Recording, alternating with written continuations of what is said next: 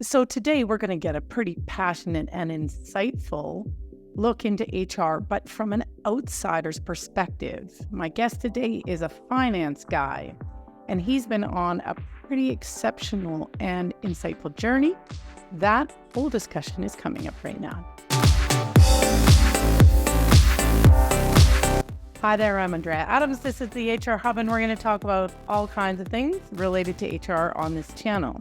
Please subscribe to the show or to the podcast to keep learning from my guests. So today, my guest is Israel Peck.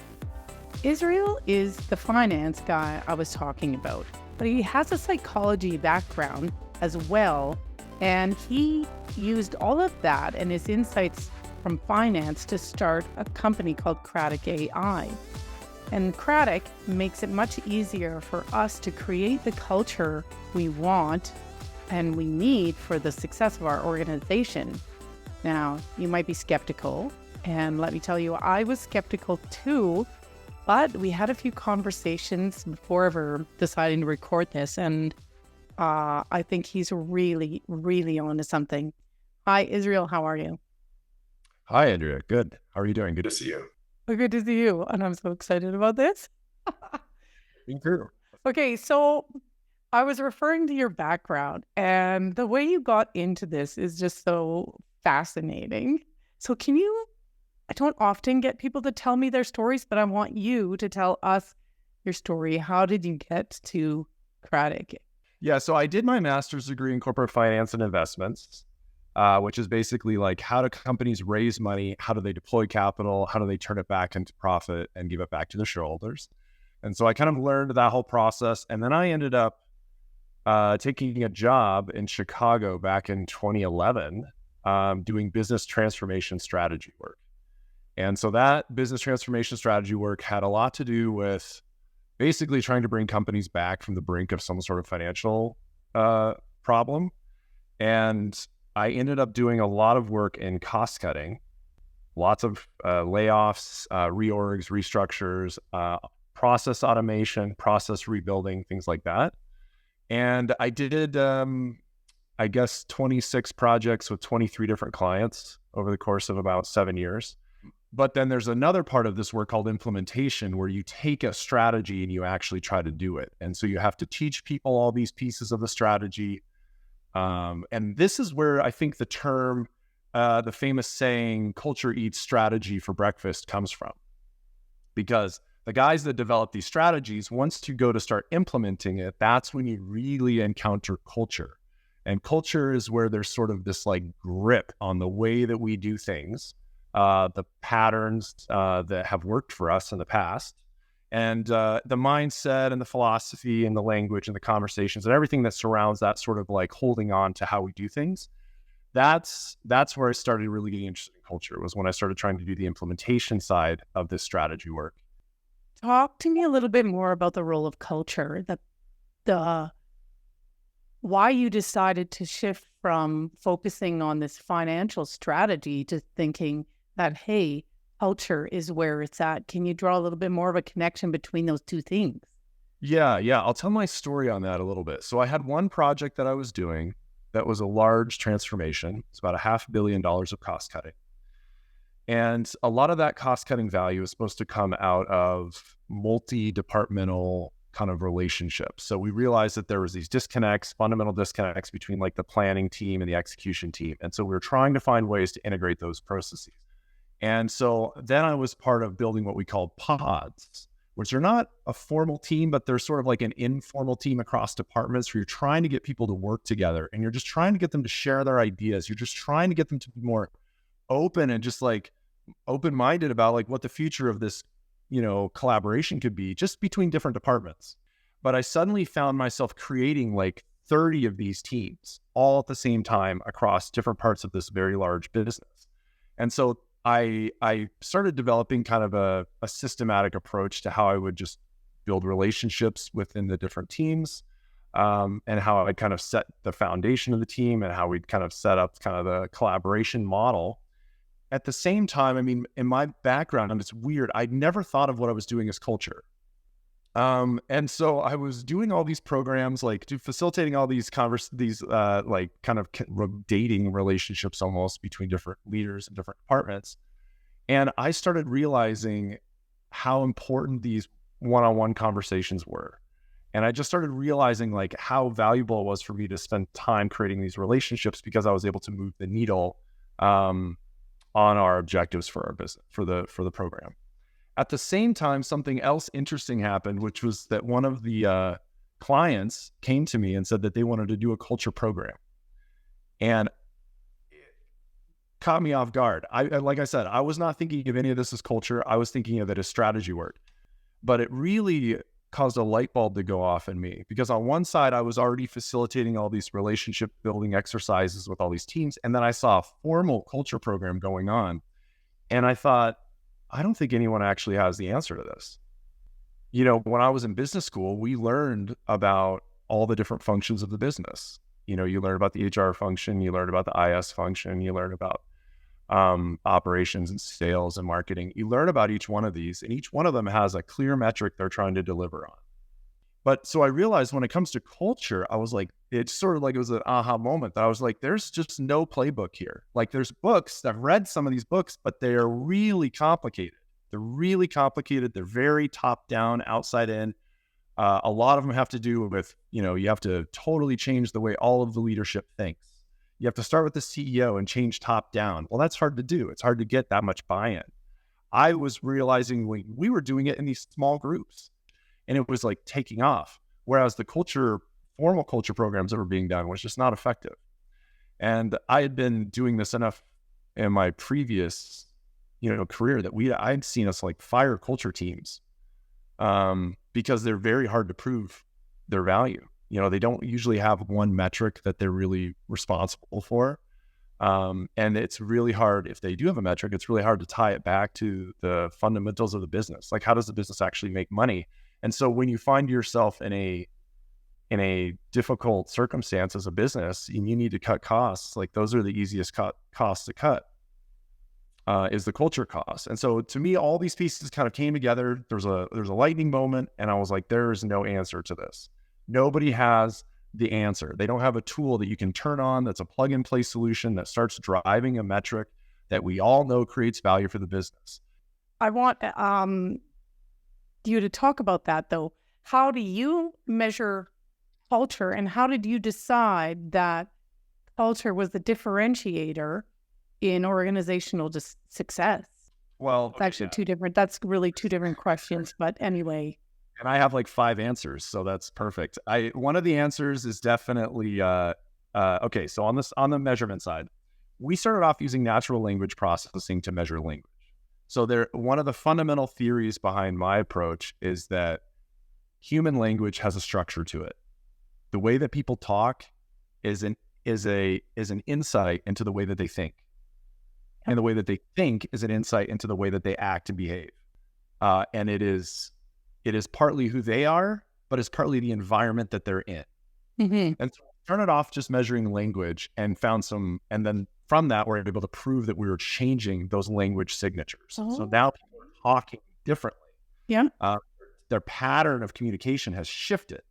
And so for us, that was profound, because it was like, okay, we're actually solving the problem at the root, which is like, how do people interact with each other? Once that interaction becomes a higher quality interaction, mm-hmm. then we can start to infer business value. We got people excited, but to get sales, what we realized we needed was an actual, like kind of mainstream metric that everybody would turn to and say, yes, if you could improve that metric. The best we've found so far is eNPS, Employee Net Promoter Scores. And so we have started using eNPS because there's a lot of research already backing it. If you research eNPS, Employee Net Promoter Scores, it's been around for over 20 years. A lot of companies have already published their scores. Most research shows that if you move by one quartile to the right, that's between $10,000 and $25,000 of value, EBITDA value to the business. A lot of businesses are not using this metric. My theory is that they're not using it because historically we have not known how to move it.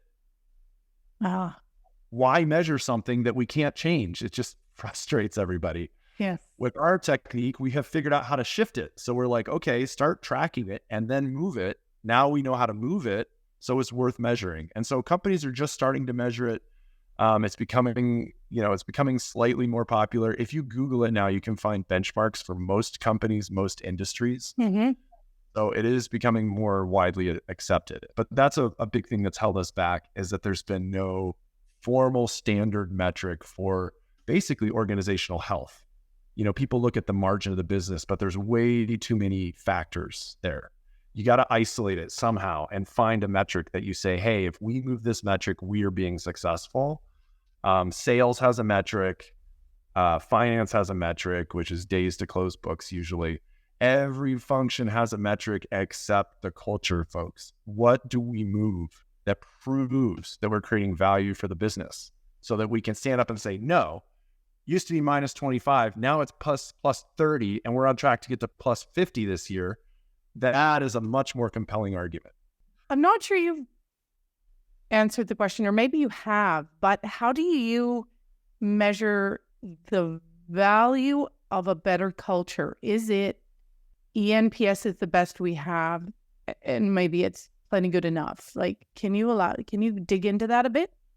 Absolutely. Yeah. And we haven't even talked yet about like how we move it. That's something. Well, we will get to that for sure. Yeah. So that will be where we go next. Yeah. So it's really interesting. The simplest way that I tell people, the way that culture makes money for the business is by people making slightly better decisions. A lot of slightly better decisions. And so that comes out in managers having slightly better conversations with their team members, asking slightly better questions, listening slightly deeper, getting to a slightly better conclusion, and making slightly better decisions. There's a bunch of little slightly betters that all happened along the way. Now, we know because of the research that companies that have a high, like top quartile cultures, have about a 3x margin advantage over bottom quartile cultures. So remember I mentioned that if you take a company from the bottom and move it to the top, they're going to make 3 times as much margin. Where is all that margin coming from? They're mostly doing the same activities. That's the crazy thing. It's like you can take 2 businesses in the same industry. They're mostly doing the same activities, but it's in the subtle ways that they go through those activities. It's the subtle interactions between the customer and the consultant, or the customer and the salesperson. It's the subtle interaction between the manager. It's the subtle interaction between the team members where they're sharing knowledge with each other and they're listening and making sure that they're tuning into each other. It's a very subtle, but it's about kind of getting extremely good at listening to the team, to getting extremely good at getting the ideas out on the table. Now, where that actually shows up in the P&L is things like employee turnover, right? Yes. Less turnover because as an employee, you go, well, my intellect is actually being used here. My boss actually cares about my opinions, and my ideas are getting better. And I see my team members and their ideas are getting better. And this feels like a good place to be. So there's lower turnover. That's one thing. I found most companies don't even measure their turnover. I've asked a lot of CFOs, what is the cost of your turnover? And they are a blank stare. They have no idea how much it costs them. That's just one area, but there's others. There's mental health leave, extremely expensive for a business. Reason people go on mental health leave, in many cases, they have personal experiences that are going on, but they're not able to get any value out of their business support network. And as a company, if the company's not taking that seriously to create that support network, people are more likely to have mental health leave. They're more likely to have other types of medical leave. And then disengagement. I haven't even mentioned disengagement because to me, all of these things are disengagement. But I know disengagement in the HR world is its own whole huge topic. How do you get people engaged? I can tell you the answer to that because I've done it, and great leaders can tell you because they've done it. You build this attitude like we are all solving this problem together, and we're interested in the problem, and we know that our ideas and our energy is being put to use. Creating that little click over to get a whole team to think that way and feel that way and get that commitment, it can be done. Great leaders do it all the time. What seems to be missing is a simple tool to help teams go in that direction. And when I looked around, I just couldn't see any tool like that. I saw survey tools which collect data, and I was like, okay, that's kind of a piece of the puzzle. I saw this pod framework where you get a group of people together on a weekly basis and talk about who are we, why are we, what are we doing? And I'm like, yeah, that kind of works. How do we put all these pieces together into one simple system that has a measurement around it so we can prove it's creating value and then move the needle? Hey, business owners, executive directors, are people stresses or challenges getting in your way? Imagine managing your people issues smoothly, addressing, better yet, dealing with employee problems before they're ever a big problem, adapting to all the changes in employee rules, and doing all of this easily. I can deal with your HR challenges so they're resolved. With me, you'll get the right things done, build a strong team, and create a workplace where the right people want to be. Your business deserves to thrive without a lot of HR hassle. I'm here to help you make that happen. With my assistance, you can focus on business growth supported by a strong team. Take a first step towards a better business today. Reach out and let's chat. Visit thehrhub.ca and let's begin transforming your people challenges. Okay, so we have not dived directly into how do you do this? Like, I have all that experience in HR. This is resonating so much of, we need to get engagement up. So we look at our, the Gallup 12 or whatever it is, however we're measuring engagement, and we say, that one's our lowest. We're going to tackle that aspect of it. You go about this totally differently than the way we typically tackle it in HR. Can you tell me about that? How do we do this differently? Yeah. So I'm going to go back to exactly what you just talked about, because I hate it, but it's the way things are right now. The way we currently do it is we run a survey, we take all that data into a back room, we analyze it, sometimes weeks, sometimes months, sometimes it's reported immediately. Then we try to choose, okay, well, we can't do everything. Let's pick something. We got to prioritize one or two or three things. Then what are we going to do? Well, then we're going to build a program behind those two or three things. We're going to build a curriculum. We're going to hire outside, whatever. Then what are we going to do? Eventually, you're going to have to sit down with the employees and have conversations.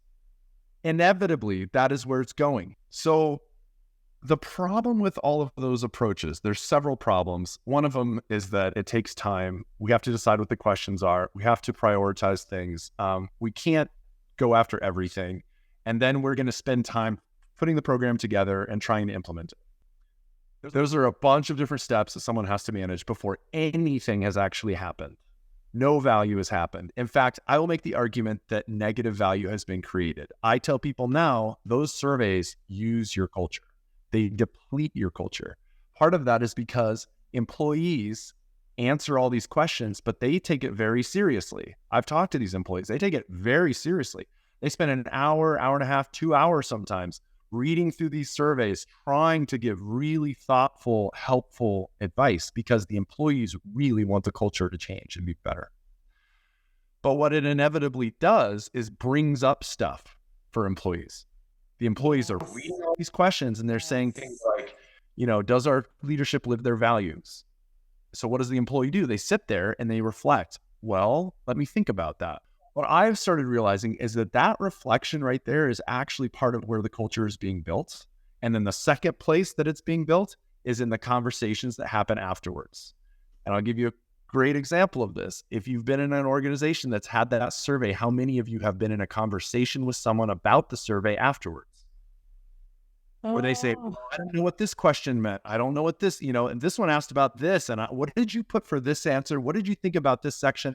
And to me, all of a sudden, I was like, that is the culture. It's all those informal conversations that start happening around the survey itself, where people are trying to understand what is actually going on in this organization. So to me, I saw those pieces and thought, we could probably simplify this way down. We could just have little surveys that people answer that get them talking, and we could facilitate and support that conversation. We could try to get people to have these conversations and try, though, to make it a little bit more of a productive conversation so that they're not having it in a, like, what did we screw up on? What are we bad at? But it's more of a, like, what is it about this job that you like? What are the things that you enjoy bringing and spending your time on? And kind of positively spin it. So that's another aspect of it that I haven't fully gone into. But There were so many fascinating insights in that answer. Can you walk us through if you went into a company like, and now we get into what Cratic does, which I don't often do, but it's so different.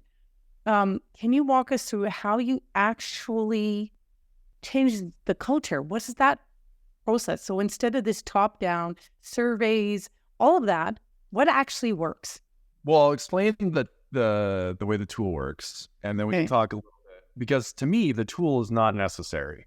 The tool does a set of steps that great leaders automatically do. All we're trying to do is make those steps very simple, tangible, and repeatable, so that it can be standardized across a large group of people. Because my theory and philosophy is that it's not hard to change the culture of a group of 10 or 20 people. And it's not like too hard to change the culture of a group of 40 or 50 people. But where it gets really hard is shifting the culture of 1,000 people. To get 1,000 people to have a different perspective and a different mindset about their work is extremely difficult. I would say maybe impossible. And so what I'm excited about is trying to crack that nut. And so to me, that could only be done through software. Creating a software tool that helps facilitate this across multiple teams. And so that's the way the approach works. So we've taken kind of everything I've experienced from my consulting work, as well as a lot of the common research that makes sense, and broken it down into a 3-step process that we set up in teams. So it's a process that we set up in a team with a tool that helps facilitate that process. And so that it becomes like an agile process that they can repeat together. And as they repeat it, they see what the results look like. I want you to tell me about what that looks like and where your tool actually fits in. Like, how does it work? Just to go into what our product does. So it sets up a weekly huddle with the team. It asks them open-ended questions. They answer those open-ended questions. Their language is then analyzed by a natural language processor that picks up on the emotions and the personality type of the individual, and then drives the conversation forward. So for example, they answer these questions anonymously, but the questions are designed to be very thought-provoking. Like, they're very weird questions. We have taken it kind of to the next level, creating questions that the AI really likes, because the way that it elicits answers, we're looking for complexity in the language of people's answers. From that, we then ask more and more complicated questions. And the experience for the user is basically like answering questions that don't make much sense. They're basically being forced to talk about questions that are very confusing. So they'll throw the participant off, but they are valuable because the person goes through this kind of psychological process of trying to answer the question, which drives neural activity, drives creativity, drives problem solving, and ultimately helps these people create the relationships with their team members. Oh, yeah, I was going to say, just tell me about the relationship part, because so far it's been done in isolation. Yeah, so there's 2 parts. One part is done in isolation, where they answer the questions individually. Then as soon as they answer them, they get to see other people's answers in their team, but they're anonymized. So they can't tell who answered what. But it's kind of what I call this familiarity, vulnerability, and trust pyramid.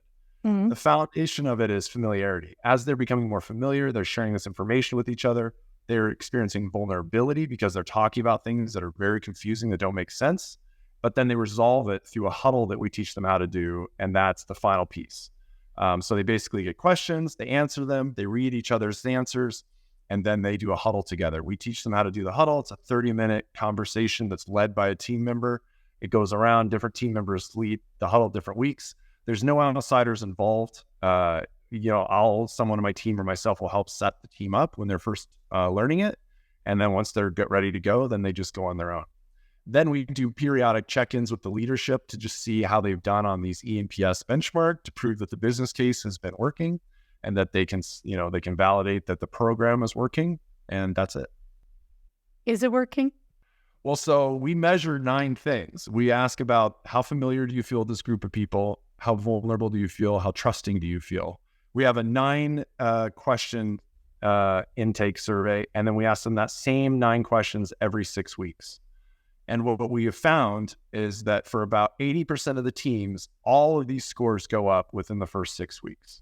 For about 20% of the teams, they do not go up in the first 6 weeks.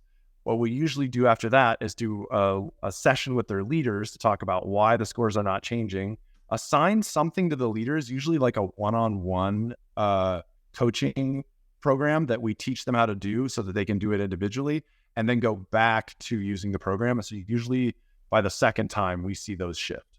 What was most exciting, though, is in the first large program we did with about 200 employees, we saw 40 points of eNPS shift in the first program in the first 6 weeks, which is like a lot, which is crazy. Which is crazy. Anybody working in HR knows that that is crazy. And it's happening, though, because it makes sense. It's happening because we put them in these small pods. They get to know the people that they work with. We're not trying to solve culture from the high level down. We're solving it from the team level, the relationships inside of that team. And that's really the hack, is like, if you can create relationships inside of a group of people, 8 to 12 people, that is the culture to most people. That is the culture that I experience, is the 8 or 10 people I deal with the most. You know, what's the stat that like 45% of people left their jobs last year did it because of their manager? There's like one person or 2 or 3 people very close in your proximity, and they become the culture.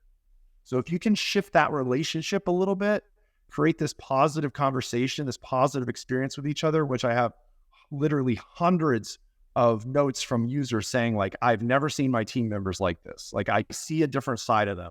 I see a vulnerability in them that I've never seen before, and that makes me feel more trusting towards them. As soon as you can get that little shift to happen, it's not that hard. Great leaders, like I said, have seen it happen all the time.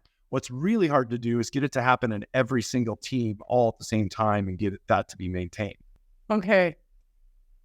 All right. We must end it because that's so fascinating. And I hope everybody out there sees why I was excited about this. So, Israel, how should people get a hold of you? Well, I think you're going to link to our website. Yep. Usually start by having conversations with the leader or, the HR partner, whoever's kind of bringing us into the conversation with the team.